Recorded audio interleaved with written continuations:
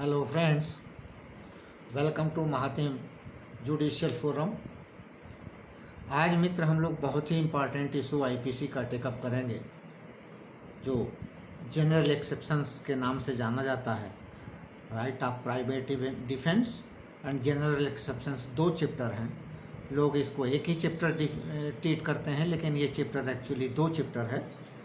एक चैप्टर है general exception section 76 to 95 and the other chapter is right of private defense section 96 to 106।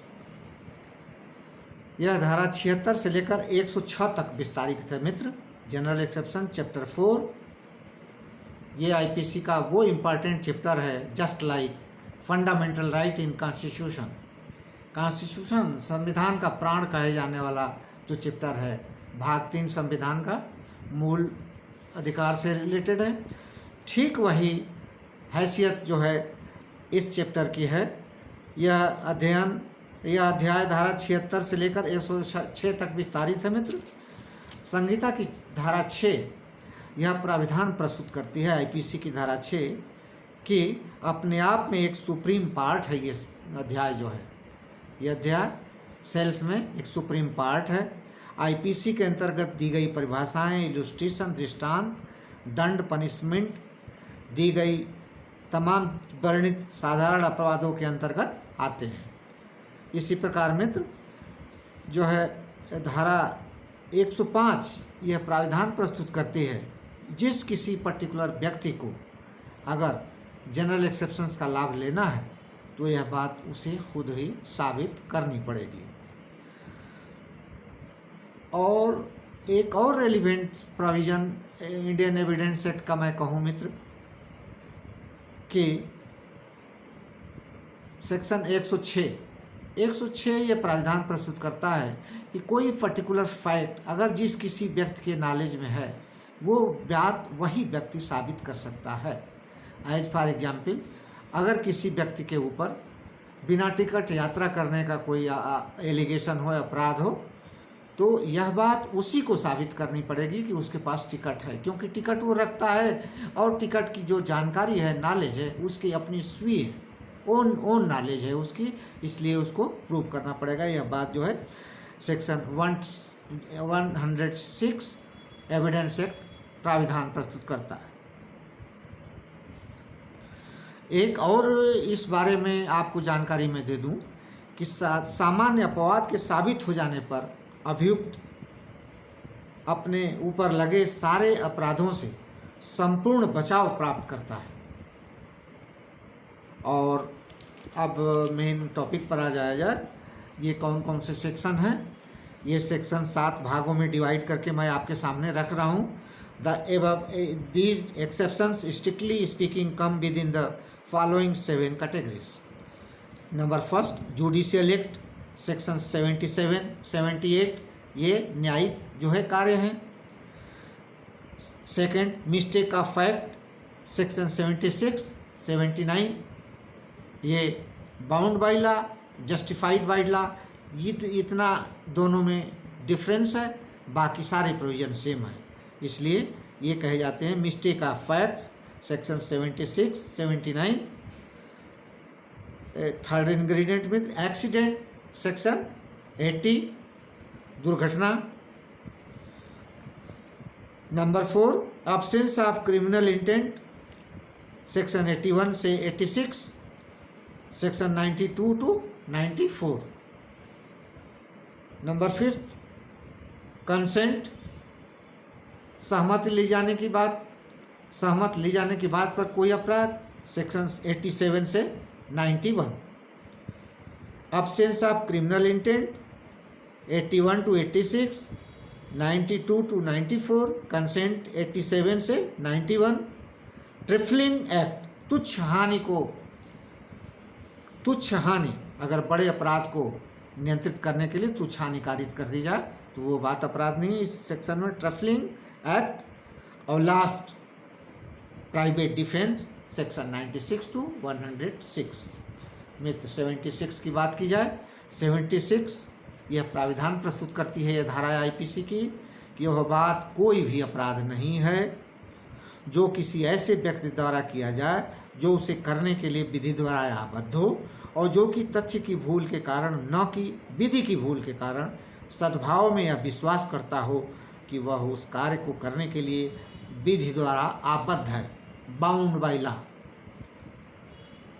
मित्र, इसको ध्यान से समझ लीजिए, बहुत ही इम्पोर्टेंट चैप्टर है और इसके जो ये प्रोविज़न हैं, ये सेक्शंस हैं, प्रॉब्लम के रूप में, डायरेक्ट क्वेश्चन के रूप में, इंटरव्यू में हमेशा पूछे जाते हैं मित्र, इसलिए इसको समझना जरूरी है। कोई कार्य अपराध नहीं है which is done by a person और who by reason of a mistake of fact and not by reason of mistake of law in good faith believe himself to be bound by law to do it, और उसको यह कार्य करता है। मित्र, उदाहरण के लिए अपने सुपीरियर ऑफिसर के आदेश के अनुपालन में कोई व्यक्ति जो है विधिपूर्ण कार्य करने के लिए अब एक सैनिक का भीड़ पर गोली चलाता है, यह इसका बाउंड बाय लॉ कार्य है, सुपीरियर का आदेश है, इसको मानना उसका दायित्व है, कर्तव्य है, और जिस बात के लिए वो डिप्लॉय किया गया है उसके अंतर्गत यह कार्य आता है और ये सुपीरियर का आदेश है। इसलिए अगर वह गोली चलाता है तो कोई कार्य अपराध नहीं है उसका।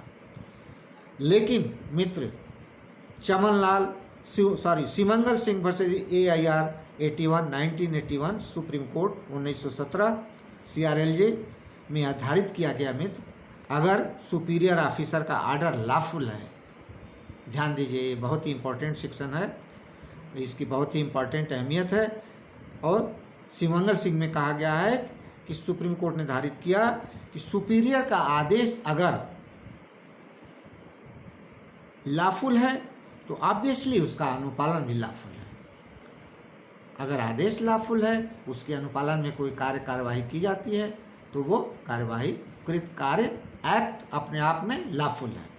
लेकिन चमन लाल 1940 लाहौर 521 में बताया गया मित्र कि कानूनी रूप से आदेश अभिरक्षा के लिए में लिए गए एक्यूज्ड को टार्चर करने का, ऐसे कार्यों पर कानून का कोई प्रोटेक्शन नहीं मिलेगा। कोई मुलजिम को आप कस्टडी में लिए हैं, सबऑर्डिनेट को आप आदेश देते हैं कि इसको टार्चर कीजिए, ये कतई एग्जम्पशन आपको नहीं मिलेगा और आप दायी ठहराए जाएंगे। इसी प्रकार कोई सद्भावपूर्वक धरना प्रदर्शन कर रहा है, कोई भी मॉब का इस तरह क्रिमिनल इंटेंट नहीं है, वायलेंट नहीं हो रही है, और आप आदेश दे दीजिए कि चलाओ गोली, मार दो गोली से, ये सब कार्य जो है विधि के अंतर्गत कवर्ड नहीं है, आच्छादित नहीं है, ये सेक्शन आपको प्रोटेक्ट नहीं करेगा और दायी ठहराए जाएंगे। सेक्शन 76 और सेक्शन 79 बिल्कुल दोनों में कोई भिन्नता नहीं है मित्र, और ये दोनों ही सेक्शन, एक में bound by law, 76 bound by law कहता है और 79 जस्टिफाइड बाय लॉ, ये दो हैं। दोनों ही धाराओं को विधिक कर्तव्य और विधिक अधिकार के अनुसरण में किए गए कार्यों को आपराधिक दायित्व से मुक्त रखा गया है, और ये दोनों धाराएं 76 और 79 इस सूत्र पर आधारित हैं मित्र कि तथ्य की भूल क्षम्य है लेकिन कानून की भूल कभी क्षम्य नहीं है। विधि की भूल ऐसी कानूनी मान्यता है मित्र कि हर एक आदमी जो है देश का कानून जानता है और कानून जानना उसका कर्तव्य है, और कोई भी व्यक्ति यह नहीं कर सकता कि यह चीज़ मैं नहीं जानता था, यह कानून मैं नहीं जानता था।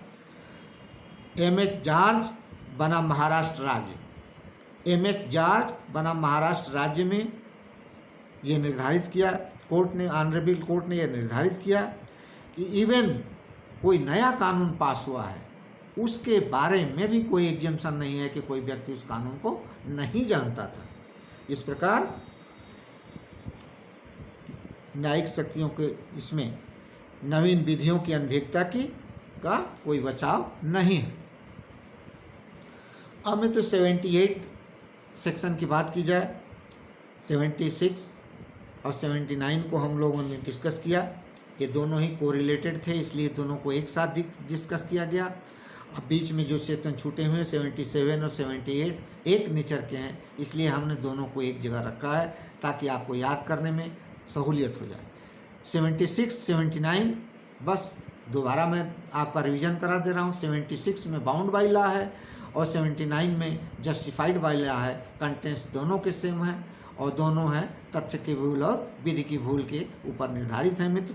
और अगर ये गुड फेथ में और किसी ऑफिसर के आदेश में कार्य किया जाता है और कार्य जो है सद्भावपूर्वक गुड फेथ में है, लॉफुल है, तो यह जो है एग्जेम्पशन है।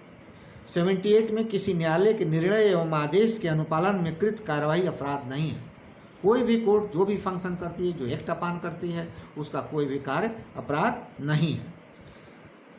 जबकि उस समय न्यायालय का ये 78 की बात की जाए मित्र, सेक्शन 78 और 77 दोनों सेक्शन सेम हैं। 78 किसी न्यायालय के निर्णय एवं आदेश के अनुपालन में कृत कार्यवाही अपराध नहीं है। शर्त यह है कि उस समय न्यायालय का निर्णय एग्जिस्टेंस में रहो, प्रभावी रहा हो और उसका अस्तित्व रहा हो।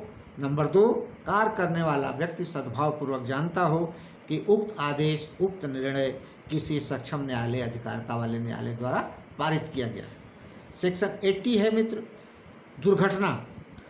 कोई बात अपराध नहीं है आपराधिक आशय व ज्ञान के बिना सतर्कता, सावधानी, सद्भावपूर्वक विधिपूर्ण रीत व साधन से कार्य करने से कोई दुर्घटना घट जाए तो वह बात अपराध नहीं है। आपराधिक आशय व ज्ञान का अभाव होना चाहिए। ये बात बहुत पहले भी मैंने बताया है, मेंसरिया में बताया है कि किसी भी अपराध के घटित होने के लिए दुराशय का होना मस्ट है।